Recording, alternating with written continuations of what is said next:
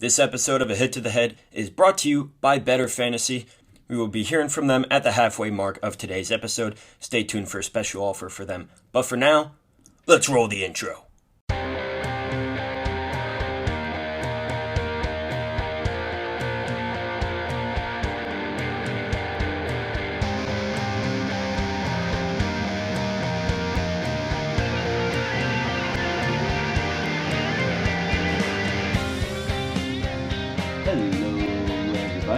Welcome back to Hit to the Head. This is episode 37 here on the podcast, and today we are bringing you more NFL action as Week 2 is in the history books, and we are already looking ahead to Week 3 of the 2022 NFL season. As always, we have a ton of action to get to today, so we're not going to waste too much time in this introduction. We're just going to hop right into the Thursday night matchup of Week 2. Let's get it.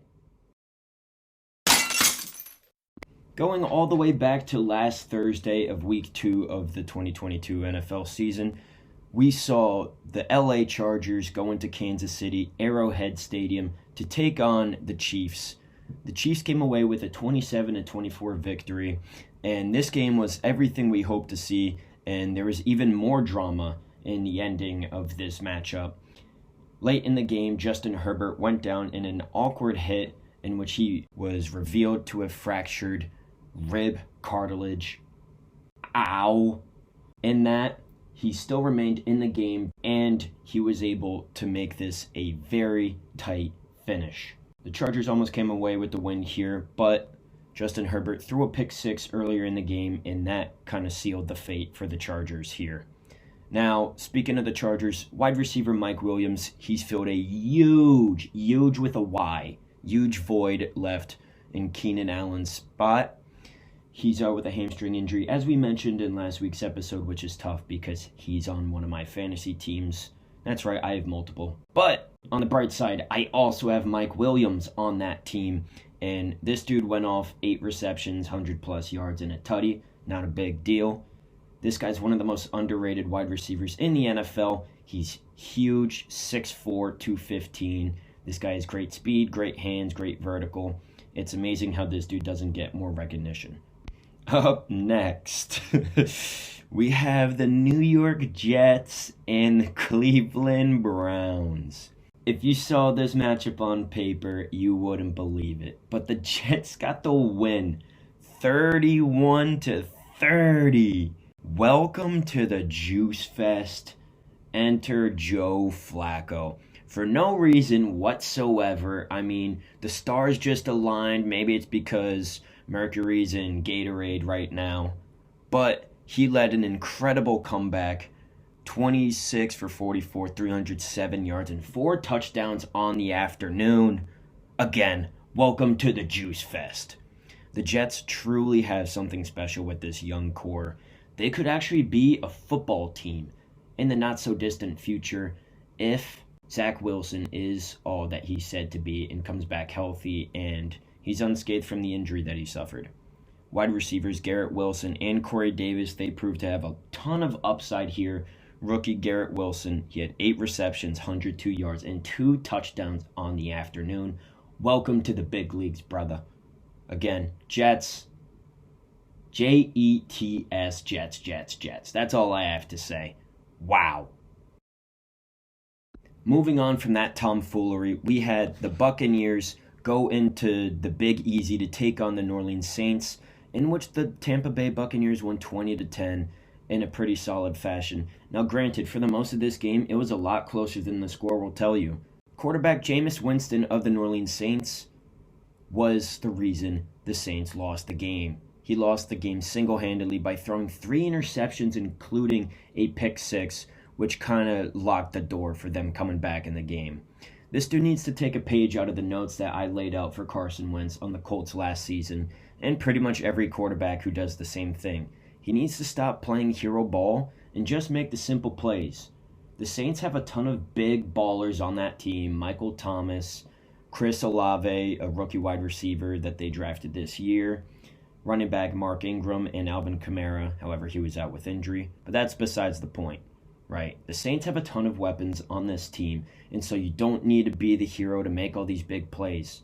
Just check it down, make the real simple moves, and march up the field. They were looking great, but with those turnovers, it proved to be way too costly for the Saints to come out on top here. Up next, Big Blue! The Carolina Panthers went into NYC to take on the Giants, but they lost as the New York Football Giants held strong in MetLife Stadium, 19-16. They improved to 2-0 on the year. Now, any other team, this proves to be insignificant, right? It's the first 2 games of the season. Doesn't mean too much in the long run. However, when you realize that this is the first time the Giants start 2-0 in 6 years, it's got to have some value, right? New York City is buzzing. It's a great time to be a New York sports fan, and obviously we're going to have to check back in a couple weeks to see if that's still the case, in October especially. But hey, the Jets, the Giants, the Mets, and the Yankees, they're all wheeling right now. You really couldn't ask for a better time right now to be a New York sports fan. I mean, really, firing off all cylinders. But like I said, we're going to have to check back in a couple weeks to see if that's still the case. Stepping up to the plate, we have the New England Patriots going into Pittsburgh to take on the Steel Curtain. New England walked away with a win here, 17-14. I'm going to really focus on the Steelers here. I think they need to keep riding with Mitchell Trubisky, quarterback for the Steel Curtain. You have Kenny Pickett, a rookie quarterback who was drafted from the University of Pittsburgh. First off, great story, probably best story of the draft. You drafted Kenny Pickett, and he's the man, but he's not ready. The Steelers need to give him time to learn how to drive by wrecking a Volkswagen Beetle first and really learning the ropes with that before you give him the keys to drive your 63 Corvette Grand Sport. I mean, it's just common sense. You don't want to give a rookie the keys to an uncontrollable vehicle and they don't really know the speed yet. You know, you want to give them something slow, give them the backup role, let them learn all the odds and ends of driving and all that stuff before you really give them something worth handling. Our next matchup, we have the Seattle Seahawks going into San Francisco to take on the 49ers, but the Niners held strong in a 27-7 victory here. The big storyline out of this is that quarterback Trey Lance of the 49ers is effectively out for the remainder of the 2022 NFL season with a broken ankle. It leaves Jimmy Garoppolo, the former starter for the 49ers, to take the reign once again. And honestly, I'm here for it because this dude is the CEO of not playing hero ball. He knows his role, and that's to not lose games. This dude doesn't try to do anything too special. And in doing so, he just lets the 49ers be the wagon of a team that they are, and it can lead them to an NFC championship. Who knows? Brothers and brothers. The NFL season is back. And with that, so is fantasy football. And ladies and germs, I got news. I have news. Let's be more formal here. Gone are the days where I'm repping the average Joes. I mean, they just weren't doing it for me. They just couldn't get the job done. I mean, for far too long, we were riding the back of the standings. We just couldn't get the job done. And so I'm moving on to greener pastures. I have started Team Globo Gym. I need a powerhouse. I need someone firm. I need someone that can rise above the rest. And I think Globo Gym is going to do that for me this year in fantasy. And with their help, I'm going to win some pretty sweet prizes at Better Fantasy. Oh yeah, Better Fantasy? It's the first platform that's enabling you to sync your existing fantasy league and bet on the matchups. I've been using this app, and I can't begin to explain how awesome this is. I mean, this is really an ingenious idea. You have sports betting, and then you have fantasy football. Boom! Smack them together, you have the greatest creation ever. It's like the Liam Neesons of sports apps. You know what makes this even better? It's free. That's right, Free, free, baby. What's better than that, man? Whole lot of muffin. It's totally free to play, meaning no matter where you live, you're able to get in on the action. It's basically like your traditional sports book, but instead of betting on an NFL matchup, you're betting on your fantasy league's matchups. Outstanding! You earn the app's in-game currency by completing challenges, and you use them to place bets. When you win, you're able to cash out for unreal prizes, and you're even able to raise some money for charity. I mean, really, does it get any better than that? I'll tell you what, it does. Listeners of this podcast are able to take advantage of a special offer. When you sign up today to create your free account, you can receive 3 times the amount of credits you normally would just by doing this. When it asks how you heard about us, you just tell them your friend from a hit to the head told you so. Head over to Better Fantasy right now. Create your account. Get in on all the action. Better Fantasy, BETTOR, fantasy.com. Once again, Better Fantasy, BETTOR, fantasy.com. Long live Globo Gym, and shout out to me for my spelling.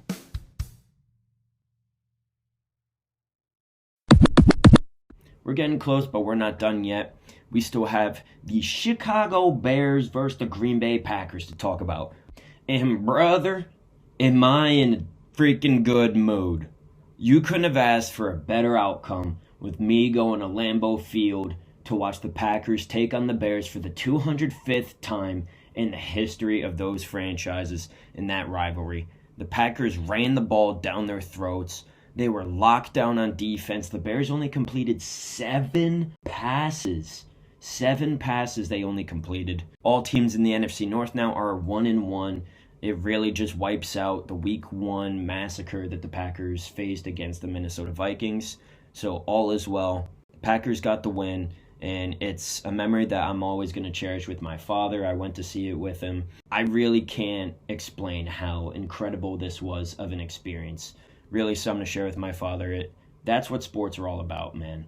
Just having these moments with your family, your loved ones, and really just creating an experience that you guys are going to cherish forever.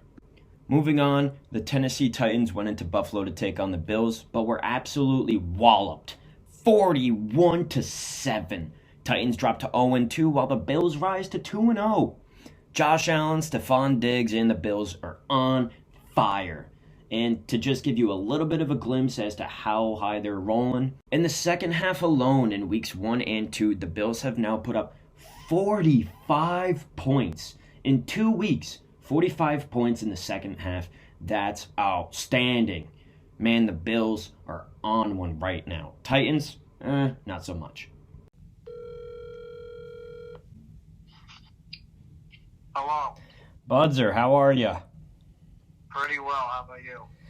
Yeah, Chris, I was wrapping up my show here and going over some of the game notes, and I came across the Colts and Jacksonville Jaguars.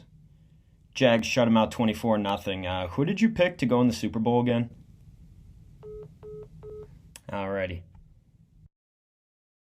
Well, as you can tell from my dear friend Chris's reaction, he's not too happy about the performance of the Indianapolis Colts, and I don't think anybody should.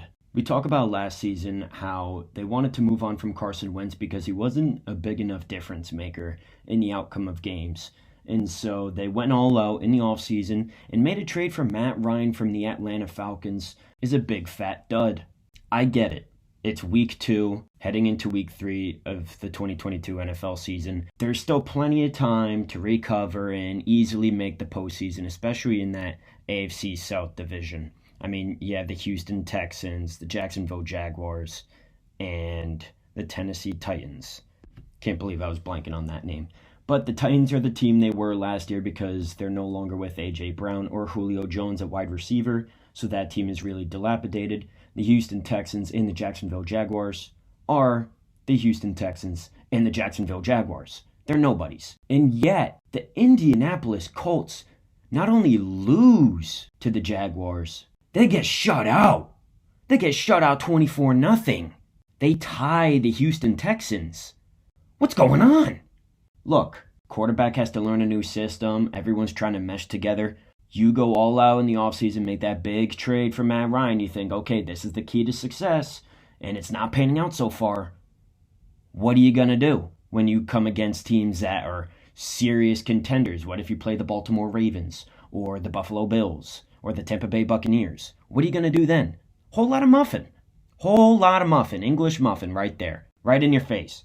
The Indianapolis Colts, as shown by Chris, are not living up to expectations. And I don't care if it's too early. As we saw with the Green Bay Packers, they lost week 1, and week 2 they won with relative ease. They made it look like week 1 was just, week 1, not that big of a deal.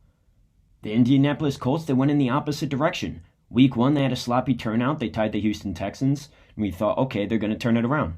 Week 2, they get shut out by the Jaguars. Their stock is dropping hard. And if you're a Colts fan, which I'd be surprised if you were, you're not too excited about the state of the team right now. I think a head coaching change is in need. I'm not a fan of Frank Reich. I didn't like how he used Carson Wentz's talents. Carson Wentz, he's a really solid quarterback, and you can see that with Washington right now, how he's just kind of doing his thing. With the Colts, he obviously wasn't the issue. All right, there's a much deeper issue here at play, and I believe it's head coach Frank Reich. Maybe they can turn it around. It's a weak division. They can still make the postseason. But if these 2 weeks are any indication, it's that there's a much deeper underlying issue here, and I believe it's head coach Frank Reich. Before we get into the fan favorite segment, we're going to talk about the Minnesota Vikings in their loss to the Philadelphia Eagles on Monday Night Football, 24-7. How many times do we have to say it? Kirk Cousins is a 1 o'clock Sunday quarterback. If someone is really book smart, but they have no common sense or street IQ, are they even smart? That's what Kirk Cousins is like as a quarterback. I mean, Sunday, 1 o'clock p.m., I don't know what it is, but when the spotlight's not on him, dude's a beast. He'll throw for 300-plus yards, a few touchdowns on the day, high completion percentage of his passes. He looks really good.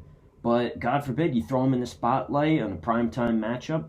This dude just bundles. His knees buckle. He's throwing up on the bench like he's a mess. You think he just spent the entire weekend at Atlantic City. Kirk, he's loaded with Cole's cash, but, when push comes to shove, he's not going to get the job done when it matters. Last and absolutely least of all, we have the toilet bowl game of the week.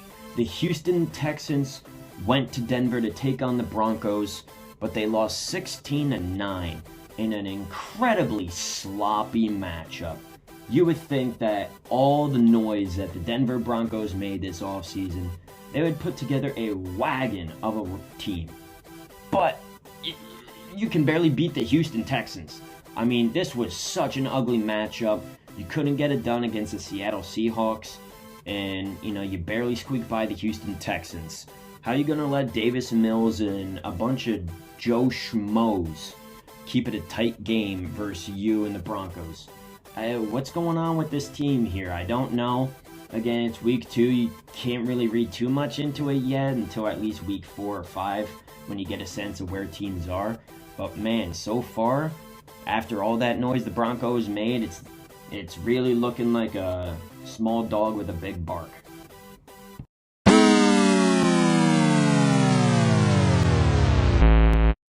Before we let you out of here, we can't let you go without hearing our top 5 games of the week for week 3, our top 5 picks that you should tune into. So to lead it all off, we have the Pittsburgh Steelers going into Cleveland to take on the Browns, 8:15 p.m. Thursday prime time. Again, that's the Pittsburgh Steelers versus the Cleveland Browns, 8:15 p.m. Thursday night prime time. I'm going to take the Steelers here solely because the Cleveland Browns lost to the Jets. I mean, does anything else really need to be said? Steelers, hammer that. Up next, the Buffalo Bills versus the Miami Dolphins. How is this a 1 o'clock p.m. Sunday matchup? I mean, come on. 2 of the most prolific offenses going together right now. It's really the ultimate test for Miami. You could say that their whole season's on the line here, because if they can come away with a victory here, it really paves the way for Miami going into the playoffs. But if they lose here, they could fumble and, really just come back down to earth. So there's a lot on the line here, but I'm taking the Buffalo Bills because you know what you're going to get out of them. Miami Dolphins, there's too much on the line here. Bills, you know what you're going to get. Again, that's Bills at the Dolphins, 1 o'clock p.m. Up next, the Detroit Lions at the Minnesota Vikings, 1 o'clock p.m. Sunday. This is just a classic divisional rivalry game, and when it comes to the NFC North, it doesn't matter where teams rank in the standings. It's always going to be a fun and gruesome battle, and the Detroit Lions, they're starting to become a fun team to watch under head coach Dan Campbell. This dude really gets the most out of his players. They make you want to run through a brick wall. And the Minnesota Vikings are coming off an embarrassing loss to the Philadelphia Eagles on Sunday night, so they have a lot to prove here. I think it's going to be a close battle, but I have the Vikings coming away with this because they're really just the better team. Again, that's the Detroit Lions at the Minnesota Vikings, 1 o'clock p.m. Sunday. At number 4, we had the Green Bay Packers at the Tampa Bay Buccaneers, 4:25 p.m. Sunday evening. Aaron Rodgers versus Tom Brady is going to be the headline you hear all weekend. Packers at Buccaneers, this is a huge matchup. It really dictates how things are going to go in the NFC playoffs because you have to think both of these teams are going to make it to the postseason. I'm going to take the Buccaneers here because Tom Brady and the team that he has, it's a lot stronger than what Rodgers has right now. Tom Brady's that dude despite being 45 years old. I mean, let's address the elephant in the room. Tom Brady's the GOAT. I mean, there's really no debate about it. Tom Brady's the man. AR-12 versus TB-12, 4:25 p.m. Sunday. Again, that's the Green Bay Packers at the Tampa Bay Buccaneers, 4:25 p.m. Sunday. I have the Buccaneers in that game. It hurts to say, but it's true. And last but not least, we have the Dallas Cowboys at the New York Football Giants, 8:15 p.m. Sunday night. Prime time football, baby. Again, the Dallas Cowboys at the New York Giants, 8:15 p.m. Sunday night. There's a lot on the line here regarding the NFC East standings. Just one win against your rival can mean the difference between making the postseason and having an early summer. I'm going to take the New York Giants here because Dak Prescott is still out for the Dallas Cowboys, and the Giants are rolling right now. You got to catch them while they're hot. Again, that's the Dallas Cowboys at the New York Football Giants, 8:15 p.m. Sunday night, prime time. I'm taking the Giants. But those are our top 5 games for Week 3. Be sure to tune into those. It's going to be a lot of fun to watch. Well, guys, that is all we have for you today on this episode of A Hit to the Head. If you enjoyed this, please be a friend and share with other friends, families, neighbors, dogs, anyone you meet along the street, Kmart, ShopRite, Walmart. Anywhere you go, spread the word. Be a good Samaritan out there. If you didn't enjoy this episode, I'm going to hold it against you. Be sure to check out our website, ahittothehead.com, where you can look at all the cool blog articles that we have, all YouTube videos and podcast episodes. Follow us on Twitter at ahittothehead, where you can receive notifications on all of that jazz that we just mentioned. Guys, as always, be sure to take care, be safe, and we'll see you all in the next one.